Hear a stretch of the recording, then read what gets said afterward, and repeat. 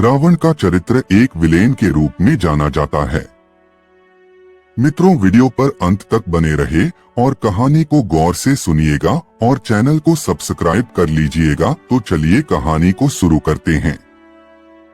विद्वान कहने के साथ ही इसे त्रेता युग का सबसे हीन प्राणी भी कहा जाता है।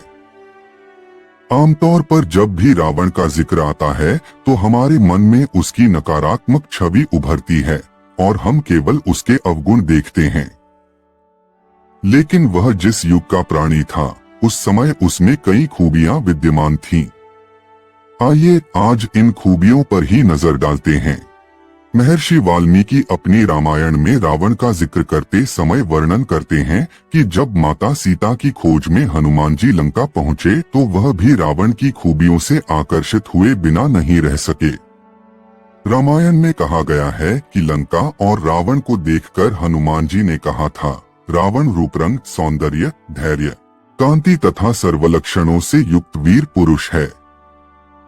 यदि रावण में अधर्म अधिक बलवान न होता तो वह देवलोक का भी स्वामी बन सकता था। शिव तांडव स्तोत्र की रचना के बारे में कहा जाता है कि एक बार रावण अपनी शक्ति के मद में इतना मतवाला हो गया कि शिवजी के कैलाश पर्वत को ही उठा लिया था। उस समय शिवजी ने मात्र अपने पैर के अंगूठे से ही कैलाश पर्वत का भार बढ़ा दिया और रावण उसे अधिक समय तक उठा नहीं सका। उसका हाथ पर्वत के नीचे फंस गया। बहुत प्रयत्न के बाद भी रावण अपना हाथ वहां से नहीं निकाल सका।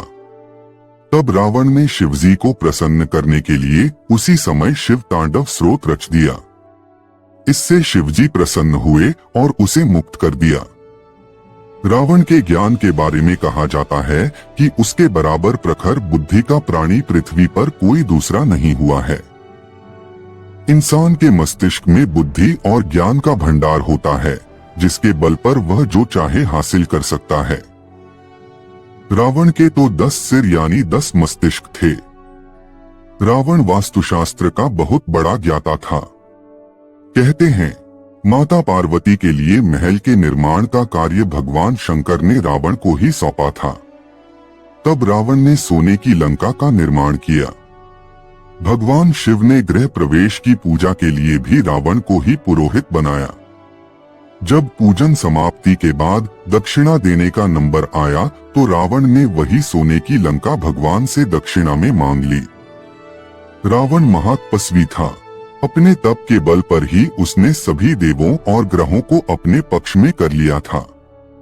कठिन तपस्या से प्रसन्न होकर ब्रह्मा जी ने रावण को अमरता और विद्वता का वरदान दिया था। बजरंगबली ने शनिदेव को रावण सीता खोज के दौरान रावण की कैद से मुक्त कराया था। रावण भगवान शिव का अनन्य भक्त था। कुछ कथाओं के अनुसार जब सेतु निर्माण के समय रामेश्वरम में शिवलिंग की स्थापना की गई तो उसके पूजन के लिए किसी विद्वान पुरोहित की खोज शुरू हुई। उस वक्त सबसे योग्य विद्वान रावण ही था, इसलिए उससे शिवलिंग पूजन का आग्रह किया गया और शिव भक्त रावण ने तब अपने शत्रुओं के आमंत्रण को स्वीकार कर लिया था।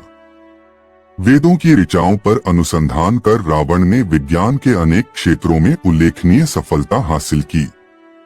रावण आयुर्वेद की जानकारी भी रखता था। वह एक महान कवि भी था। उसका यह कौशल शिव तांडव स्तोत्र में नजर आता है। जब पीड़ा की अवस्था में भी वह अपनी इस कला के बल पर शिवजी को प्रसन्न कर लेता है। रावण को रसायन शास्त्र अर्थात केमिस्ट्री का भी ज्ञाता कहा जाता है। माना जाता है कि रसायन शास्त्र के इस ज्ञान के बल पर उसने कई अचूक शक्तियां हासिल थीं और उसने इन शक्तियों के बल पर अनेक चमत्कारिक कार्य संपन्न कराए। रावण संगीत प्रेमी था। वह वीणा बजाने में निपुण था। उसने एक वाद्य भी बनाया था जिसे बेला कहा जाता था। इस यंत्र को वायलिन का ही मूल और प्रारंभिक रूप मान सकते हैं। इस वाद्य को रावण हत्था भी कहते हैं। रावण जब किसी भी कार्य को हाथ में लेता तो उसे पूरी निष्पक्षता और कर्तव्य भाव से पूर्ण करता था। यह उसकी खूबी थी। अपनी सच्ची लगनशीलता के कारण दिव्य अस्त्र शस्त्र मंत्र तंत्र की सिद्धियां प्राप्त कर रावण विश्वविख्यात बना। रावण निर्भीक, निडर और साहसी था। हालांकि प्रभु राम से युद्ध को उसकी मूर्खता और अधर्म ही कहा जाता है, परंतु जब रावण मृत्युशैया पर था तब स्वयं राम ने रावण की बुद्धि और बल की प्रशंसा करते हुए लक्ष्मण को रावण से सीख लेने के लिए कहा। तब रावण ने लक्ष्मण को 3 शिक्षाएं दी थीं। 1. शुभ कार्य में देरी न करें। रावण ने कहा कि अगर कुछ अच्छा काम करना हो तो उसे तुरंत कर लेना चाहिए। सही और शुभ कार्य को टालना नहीं चाहिए, क्योंकि समय के साथ अवसर हाथ से निकल सकता है। 2. गोपनीयता का महत्व। रावण ने यह भी कहा कि अपनी कमजोरियां या गुप्त बातें कभी किसी को नहीं बतानी चाहिए। अपने राजों को अपने तक ही सीमित रखना चाहिए, क्योंकि अगर कोई दुश्मन उन बातों को जान जाए तो वो उस कमजोरी का लाभ उठा सकता है।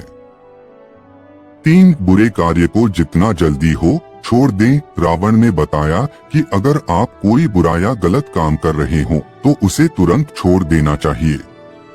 बुरे कार्य को लंबे समय तक जारी रखने से बड़े नुकसान हो सकते हैं, जैसा कि स्वयं रावण ने अनुभव किया।